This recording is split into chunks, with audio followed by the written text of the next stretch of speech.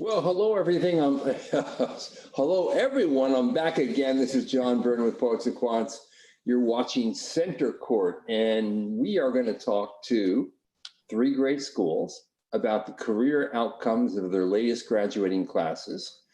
And more importantly, what you can expect in terms of how your MBA journey will inform and change your career, and how these schools help you prepare for that. There's a lot of hand-holding, there's a lot of guidance, there's a lot of advice, a lot of coaching and mentoring and support from alumni and others. And we're going to get to the nitty-gritty of all that with our three panelists right now. So let me introduce everyone. I'm really happy to see you here. Thank you for joining us. What a pleasure it is to see those smiling faces on a Zoom camera. Someday we'll be in person, but not quite yet. Let me introduce everyone. So from UT Austin, McCombs School of Business, we have Brittany Tyree, Director of Full-Time MBA Career Education. From Florida, Warrington, we have Carly Eskew. Welcome. And from UVA Darden, we have Jeff McNish, the Assistant Dean of the Career Center. Tell me a little bit about your graduating classes. How have they fared? I know that in many cases, the employment reports are still being worked on and all the little details are being worked out. I know, Jeff, you have already put out a preliminary report, which we've covered at Poets and Quants. So because you actually have something in the marketplace, Jeff, we'll start with you. Sure. Well, we had a great year with the class of 2021. It's the efforts that all those students navigated COVID, navigated their COVID internships with great success, and we ended up having over 95% of the class landing an offer within 90 days after graduation. But at Darden here, we keep track of where everybody's going, because we see that every graduate is an opportunity. And in the last several weeks, the 5% that didn't land within that 90-day window, we're making great progress. We've had great outcomes, and these are students who are looking for the right opportunity in the right location. So we're really proud of what this class did, both at the 90-day mark and even as those continue to search. We saw record-breaking salaries. The compensation package here at Darden, both the base salary and signing bonuses kind of were at an all-time high for us. And I think that's a function of the talent, as well as the competitive market that's out there. So we're pleased. Consulting, financial services, tech are big with us. We didn't see a lot of folks go into hospitality or government, but I think that's part of kind of the current marketplace. But we're really excited about what's happening today with our classes of 22 and 23, and look forward to maybe a more normal looking outcome report going forward. I imagine that despite the really great outcome, there were times during the pandemic, particularly the really severe part of the pandemic, that people started to get a little worried. Is that true? Yeah, I think back, it seems like forever ago now, March of 2020, where we were all nervous. We, meaning the industry, hadn't seen a recession in a while. Could this be bigger than the dot-com bust? Could this be worse than the financial services crisis? And really what we saw is people and companies pulled together to try to keep things together. Some industries didn't fare so well, but for the most part, everybody gave it a good shot. And that I think helped keep the students who converted their internships interested in those full-time offers, and they're all now working. But the thing that's amazed me is the confidence that the employers and the students had in the whole process, even though it was very uncertain for a while there. Right. Brittany, what about McCombs? How did that graduating class fare for you? Yeah, so I would say 2020, 2021 was definitely a dynamic year. But similar to Jeff, we ended up having one of the best years we've had. I started my role as the director of full-time MBA career education and coaching in March of 2021. And I can tell you that when I started, I was immediately impressed with the amount of support our students were receiving from our staff, from our faculty, from alumni, from employers. It's almost as if everyone was really banding together to make sure our students felt that support. So I think because of the community that existed, that definitely influenced our employment outcomes. But in addition, I also think I would be remiss if I didn't mention our location. So being in, the technology hub of Austin, we definitely saw a lot of employers coming to the table, getting really excited about sharing, open opportunities that could be a good fit for our students. So at the end of the day, we ended up having some of the best employment outcomes, and we envision that it's only going to continue to get better from here. Well, with the announcements in last 2-3 years of companies in Silicon Valley moving into Texas and in and around Austin, I imagine that the future looks very bright for MBAs out of your program. Absolutely. And so, yeah. Sorry, John, if you don't mind, I might add, we've spent a lot of time really building up our employer relations and corporate ecosystem. And so this is essentially our team that's hitting the ground running, making it a priority to really build and cultivate our employer relationships. And so because of the conversations they're having and because of the events we're putting on the table for our students, I see our students continuing to lean in to tech and lean into different type of functional opportunities that pop up within the tech space. Yep, no doubt. In Warrington, how did your MBAs do? Yeah, so similar to Jeff and Brittany, we had a great year. Also a record year, but for a different reason than what Jeff described for Darden. For the first time ever, we exceeded 90% at grad in terms of accepted offers. Wow. So we're really excited about that. So in terms of placement percentage, this is our best year on record. With the class of 2021, we exceeded 97% at 3 months. And so our students were really hustling. 100% of the students received offers by 3 months. So everybody had at least an opportunity that they were considering. And again, I could say some of the similar things that Jeff and Brittany said, but I kind of want to elaborate on something that Brittany mentioned in terms of the support from alum. So I think the class of 2020 really rallied around the class of 2021. It was really fun to see the class of 21 reach out to our, the first COVID class, if you will, get their insights, potentially work with some of their connections at the firms where they're already working. And I guess I would just express gratitude for the class of 20 for staying so engaged. The end of their program didn't look like they expected, but they seemed to hang around, albeit virtually, to really support the class of 21. What do you think it is that made demand so strong during a pandemic?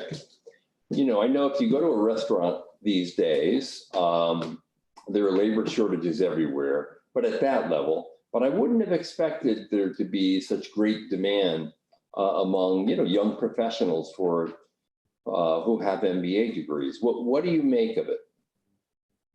So for me, what I describe to my students is sort of a trend of two parts. So I think everybody's aware that there was some pent up demand, early pandemic where firms were a little hesitant to pull the trigger on headcount that they knew needed to be filled. And so there was obviously some hiring in and around those MBA level roles.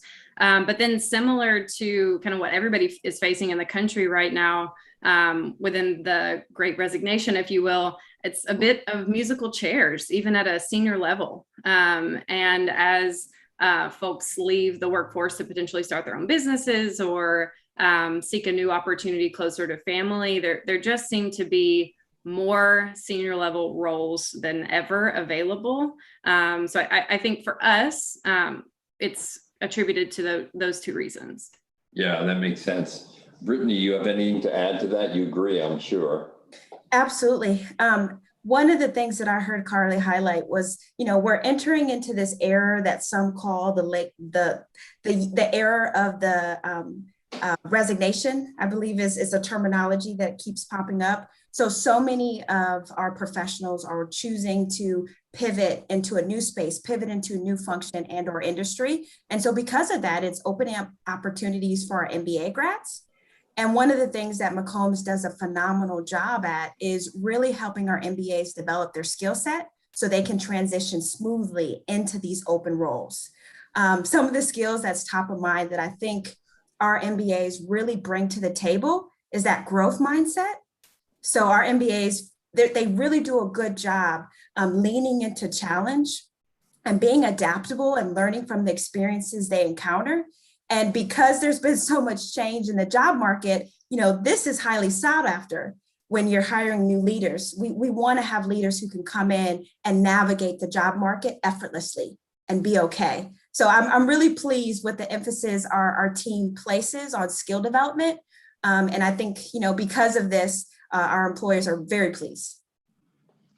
Jeff, like Brittany in Austin, you will have the beneficiary of some movement in Virginia. We all know that Amazon is opening up its second headquarters in the suburbs of Washington, D.C., not all that far from the Darden campus in Charlottesville. I wonder how that's going to affect employment of your MBAs, not only in the near term, but in the long term when the system of, ecosystem of companies that serve and help Amazon start cropping up around that second headquarters facility. Yeah, it's more than Amazon too. We're seeing Google and Microsoft right around the corner from our Roslyn, Virginia campus.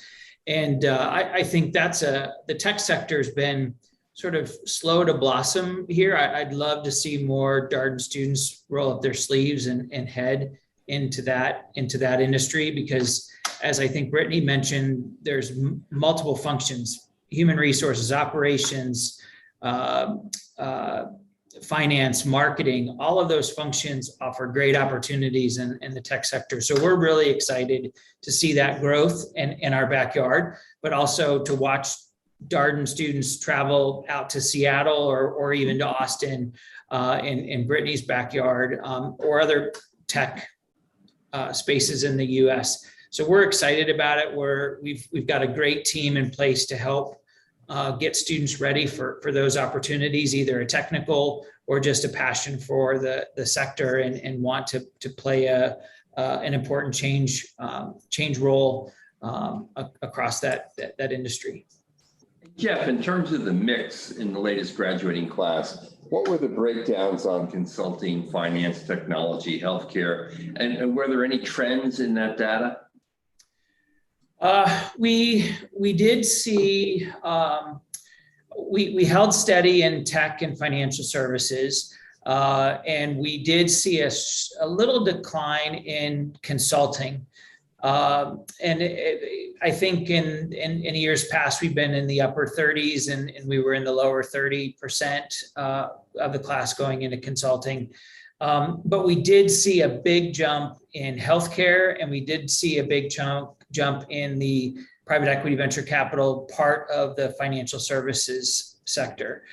So historically, we're in the mid to upper 30s in consulting, in the lower 20s in financial services, in the upper teens in tech.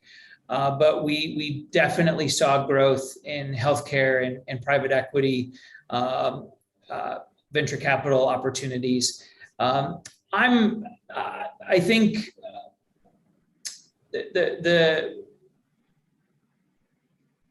when I think about the breakdown, especially of this class, I haven't really uncovered significant sort of things to be worried about or to be excited about. I think we're really watching what happens with the class of 2022. It's one of the largest classes that Darden has had in history. We had a January cohort, if you remember. Yep. And so we've got a lot of students. And one of the things, John, that we're seeing with this class of 2023 is they're doing their own thing. They're pursuing careers that aren't falling in the traditional MBA consulting banking type bucket. And that's really exciting for us, because while we do run a great on-campus or on-grounds recruiting program, watching students go out and pursue their passions, pursue things that they're really interested in, and helping them achieve those goals is what really makes our job so impactful. Yeah, that's great. And I'm assuming even the trends toward healthcare and PE and VC jobs is a matter of student preference and not employer demand. Right. Yeah. So Carly, what does the mix look like at Warrington? So we're seeing consulting and tech sort of evenly, I guess, distributed, but CPG is one that we have always had a decent amount of interest from our students within. And then I think that's going to hold pretty steady, if not grow, over the next couple of years. So consulting, tech, CPG, and sort of other, if you will, are our big four, and lots of things kind of moving up and down within our other category. Healthcare is certainly something we'll see grow, but to report out by exception against consulting and tech following Jeff, I would just add that CPG has remained strong throughout the pandemic in terms of just strength as an overall industry. And I think the more really talented students that we put in some of those upper tier CPG firms, the more advocates that we'll have there. And I think we continue to see students get really excited about firms like Procter & Gamble. Yeah, right. And Brittany, I'm assuming that because of all the technology activity in the Austin area, you're seeing increases in that field, probably more than any other, right? Yes, year over year, consistently consulting as well as technology and financial services have been our top three industries, but we've seen the most growth in tech. Our numbers aren't quite finalized for the class of 2021, but I can tell you, just based on the list of opportunities our team has shared with students over the course of the last year, we do envision those numbers being much higher than they've been in previous years. Right. Now, I know that most of the people who are watching are either those in the pipeline, they're applying now, or they're people who are still in the consideration phase and are going to show up in the next cycle. And I know it's hard to predict how the job market's going to be, 2 years from now, 3 years from now, 4 years from now. There are always things that are unpredictable, and you can't really state with total certainty how things are going to be in any given hiring year. But I want you to talk in general about the enduring value of the degree itself, why it stood the test of time. And despite whatever naysayers out there are about the degree, its expense, and we know that there are plenty of them from Elon Musk down, even though Elon Musk employs more MBAs in his companies than most CEOs do, I might add. What's your take? I mean, 3-4 years from now, will the demand for MBAs still be strong? Brittany? Well, as an MBA grad myself, I can tell that I have absolutely no regrets for having pursued my MBA, just given the return of value that has happened as it relates to me being able to transition into my dream career. But in addition, the skills developed throughout the program, as well as the connections made. Specifically for McCombs, our students have vocalized to us how powerful the alumni network has been for them in exploring new careers and identifying what next step could be a good fit for them. But in addition, they vocalize how much they appreciate the sense of community that is created as they're going through their study teams, as they're going through their cohorts and getting to know each other. Like, those are bonds that never leave. They just continue to evolve. So when I think about the MBA and its value, I think it really relates back to the alumni network. It relates back to the connections in the community that is sensed while in the program. But also it's the skill development. It's the experiences you take from that 2-year experience that make it invaluable. Yeah. Carly, you have a take on that? Yeah, I actually couldn't agree more with what Brittany just said. And I would add that it's up to us within our respective programs to be able to communicate that to folks who are considering an MBA. Because if we don't do a good job, I think showing the benefit of the deep network connections you make via full-time or even professional MBA program ultimately, then we're selling ourselves short. So I do think it's up to us to communicate that to applicants, and some of the programs that end up on top will take that seriously really quickly. And then I'll also elaborate on the skill building component that Brittany mentioned. I think it's also up to programs like ours to be able to guarantee deep technical expertise within our concentrations. Yeah. So recently we've added a business analytics concentration within our full-time UF MBA program, and it's really rigorous, but it's taught by world-class faculty, and I think would be on par with a lot of the analytics specialized master's degrees. So I know that's not exactly the question that you were asking, John, but I think it's up to us as, strong MBA programs to be able to demonstrate the value of those network connections that we all made via getting our MBAs, but then maybe taking that a step further and providing deeper expertise via our concentrations. And Carly, I think you raised a good point, because, it used to be, we always thought of the MBA as a general management degree, and we still do. But the truth is that employers want both. They want the general management leadership overview, but they also want some deep technical knowledge of a given discipline and given field. So it's like they want the cake and the icing too. And that's just the reality of the marketplace. Now, Jeff, when you talk to your employers of Darden MBAs, what do they tell you about the product? What do they like the most about the product? And what do they wish was different about the MBAs that they hire? I think, in kind of going back to your other question, I think the future of the MBA is very, very bright. And part of the reason I think we're having great outcomes just coming out of a pandemic, or hopefully that's what's happening, is that the pandemic showed that businesses need people who can solve complex business problems. And the business challenges facing employers today are greater than probably ever before, whether it's a shortage of work or moving information or products across the world. And I think that's one of the things that employers tell us that they value about the Darden degree, is that the Darden experience, the total experience, whether it's in the classroom or outside the classroom, the alumni network, the relationships you build, is that the entire experience prepares a Darden grad to go out and meet with full confidence the challenges that any company or client, if they're working in consulting, faces, and to be creative in what they deliver, and use the latest and the best thinking out there in solving those problems.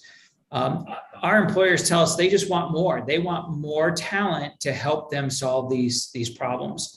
I think it's a great time to be thinking about an MBA. I think it's a great time to immerse yourself in a residential MBA program, to build the relationships, build the connections, and then go out and do some phenomenal work with some of the best companies in the world. Yeah, I couldn't agree with you more. Brittany, what do your employers appreciate most about the McCombs MBAs they hire? Yeah, what comes top of mind for me are really some of the soft skills that may not always be talked about. So the communication, the interpersonal skills. When we think about all of the shifts that have happened of employers providing their employees the opportunity to work remote, it is so critical to bring upon new hires that can communicate effectively in a virtual format, but also who have those personal skills to build relationships and rapport with customers and fellow staff.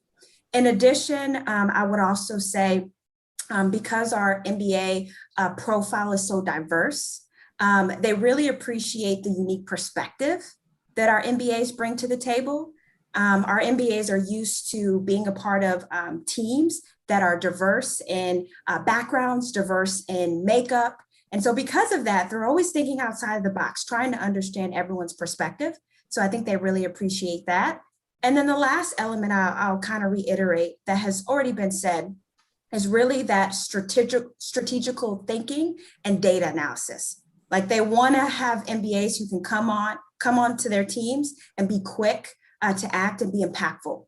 And so our MBAs over time have really developed those skill sets. Yeah, and you used a word there that is interesting to me today because I think it's very important, the word diverse. Yes. So, every business school today has made diversity, equity, and inclusion a major priority on the incoming side on admissions, and then internally with staff and faculty. Mm-hmm. And I wonder if you're seeing employers make it a similar priority for their hires and for their policies on retention and promotion. Yes, that's a phenomenal question, John. So, every year our employer and corporate ecosystem sets up these strategy calls with employers. And essentially we ask questions around, what are your needs? What are your top desires for this upcoming year? And one of the things that has consistently been brought up is what they're doing within the DE&I space. They have shared with us new initiatives they're launching. They have shared with us some of the new opportunities that they're hoping to promote to our students. And we've brought this back to students. And what we have found is that this has resonated so well because students are always trying to figure out the best fit for them. And so I just really appreciate the conversation we're having with employers in that space. I'll also add on the staff side of things. This is one of our strategic priorities every year to bring in the best and the brightest faculty and staff who are diverse and embrace change, right? Embrace unique perspectives. And so I'm really pleased to see that year in and year out at the university level. And then lastly, I would say on the student level, our admissions has done a phenomenal job really prioritizing bringing in more diversity as it relates to diversity of thought, as it relates to gender, as it relates to affinity groups. It's phenomenal. It just makes for a really great classroom experience for our students. Absolutely. Carly, are you seeing this emphasis on DEI among the corporates that hire your MBAs as well? Yes, John, and I'm really excited about a trend that I've picked up on in some of our leading employers and reaching out to just set up conversations and almost brainstorming calls directly with our office and saying, here's what we think our obstacles are in hiring and retaining diverse talent, but do you agree with that? What are your obstacles? So it's kind of like a really intense collaboration and focus among both the private sector and career services offices. And Jeff and Brittany may have seen this too, but it's exciting to partner and share insights that we've seen, obviously within our admissions capacity, but also throughout recruitment to really inform where they're headed and learn from them too. And so it seems to be that there's more of a two-way street on some of these issues. And then I'd also call out, I've been really impressed by Gator MBAs recently and taking internal leadership for some of the affinity groups that may not have existed in the past or may have existed in a lighter touch manner. Our students are being really intentional about how to reach students of all backgrounds within the program, also within alumni groups, and setting up even specific days and events that allow our students and also our broader community to hear from D&I leaders in the market. We're actually planning one of those for mid-November. So I think we've made, like a lot of programs, some strides toward meeting some of those objectives. There's a lot of work left to do, but again, sort of to summarize, I think what I see is partnership directly with our private sector relationships whose objectives are fully aligned with ours, and then also just praise for the students who've taken a strong leadership role as well. Yeah, that's great to see, because sometimes, the schools lag the corporate world, but sometimes they lead the corporate world. I think this is one area where you're both entirely in sync. I know one of my colleagues, only yesterday, Jeff spoke with Martin Davidson at Darden, who's looking over these efforts and leading them. And I'm sure you two are hearing from employers about the need to recruit more diverse talent, right? Yeah, definitely. And I agree with everything that has been presented. The one benefit, I think, is companies are really telling the true stories of their cultures, around their entire culture. So yes, their strategies with respect to diversity, inclusion, but by thinking about diversity and inclusion, they are telling clear, more realistic, more true stories about what their cultures are, which I think is also helping match students with the right opportunities. So I'm excited for this initiative on multiple fronts, because I think that's one of the hardest things that an MBA is faced with, is how do you really get to the core of a company culture? If you've only had a chance to meet with a few representatives on campus or spend 10 weeks in a virtual setting, that's really hard. But we're getting company representatives, business schools, we're getting really good at describing who we are, what we do, to paint the picture for our candidates. And most people, when they think about business school, they think about the core curriculum and the electives. But there actually is a career curriculum that most schools offer. Jeff, what does that career curriculum look like at Darden? So we have a branded curriculum called CDY Finding. It stands for Career Development Why Finding, where we help you find your why. We help you find your passion. We help bring your interests to the surface so that then we can work with you, whether it's through an independent job search or something that we do here on grounds, to really give you that experience. The MBA happens very fast. Recruiting is happening faster and head spinning earlier this year than ever before. And so our curriculum is designed to get you ready, but also to help you figure out what you want to do kind of in the short term. And then after you do your internship, if you want to come back, we give you another chance, if you'd like to do that, to find something post MBA. But our career education is, we put it online. We did it before the pandemic, and thankfully we did that. That helped out a lot. So we had some experience in that.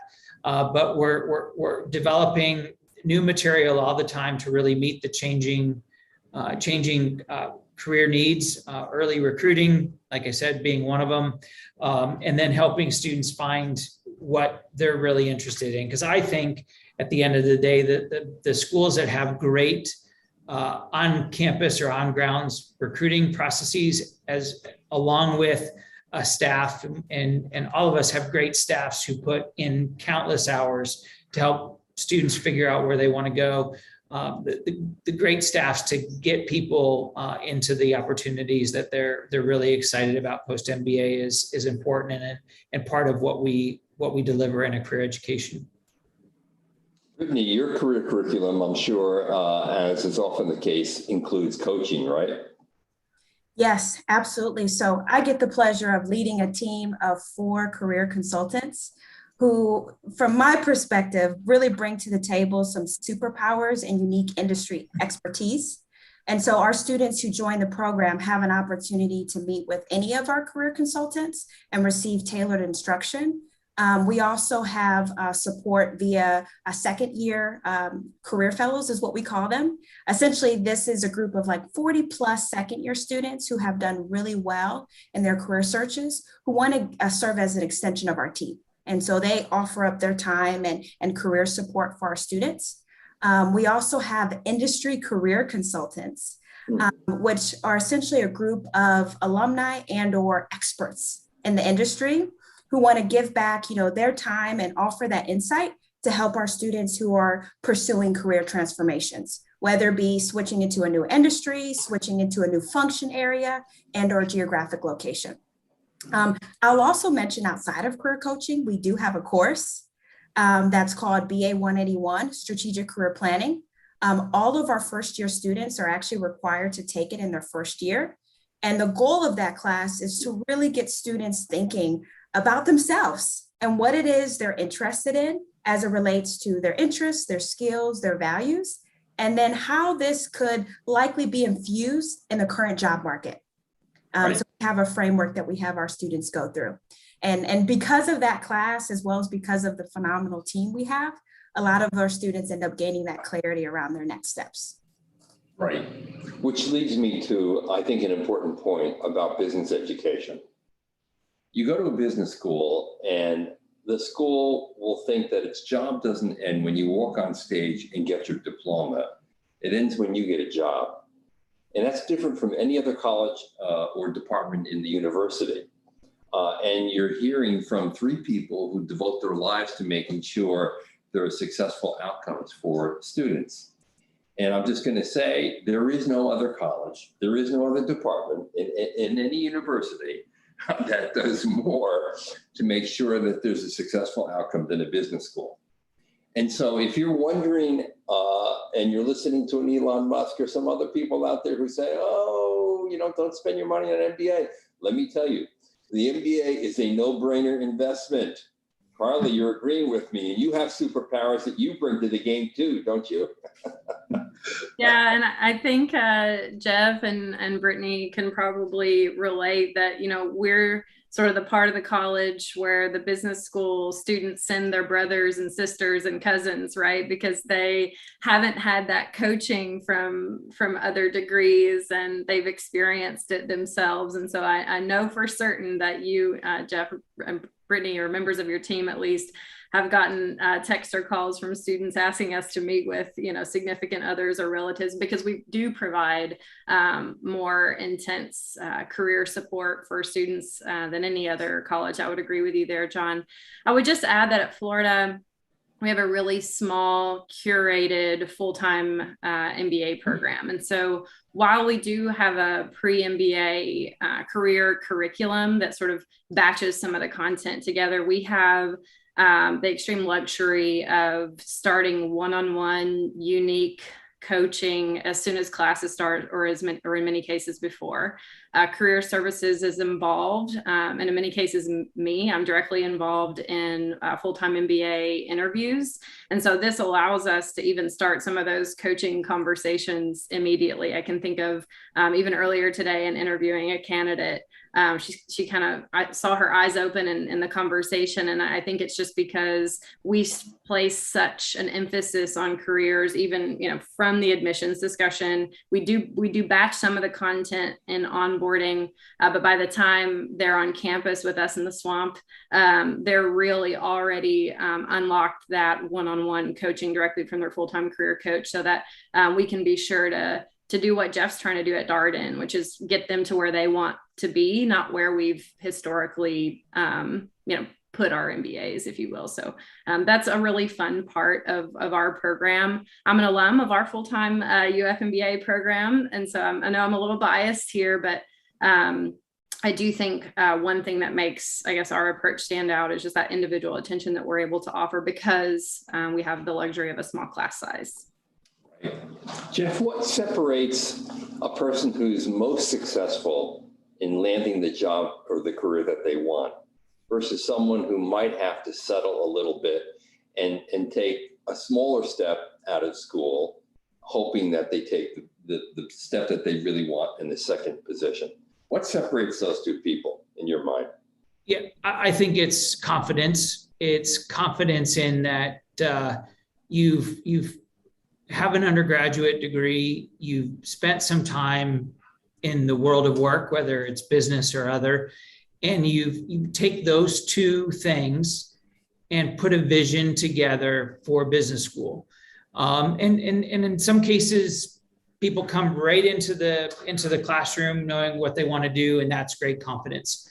In other cases, they have the confidence, but they're going to use the start of the business school experience to really put the final step in place. And so what I've seen is those students, and we're having those conversations right now with our first year, because many of them are now 6 weeks in to, or our first years are 6 weeks into the program, and they're starting to understand which courses in the core they're enjoying, which ones are more challenging, and how those shape maybe what they do. But I really think confidence is the key, and confidence is built by having work experience, coming to us with 3 or more years of experience, so that you can say that been there to some extent and you've had an impact. 1 year or no work experience, I don't know if it's really enough to help with that impact. And once you've got some wins, or once you've demonstrated impact, bringing that to the business school process and knowing how you're gonna win, I think really contributes to the experience. Yeah. And the outcome that they get. Yeah. I'm also thinking, you referred to this, that the earlier you know what you want, the more likely you are to get it.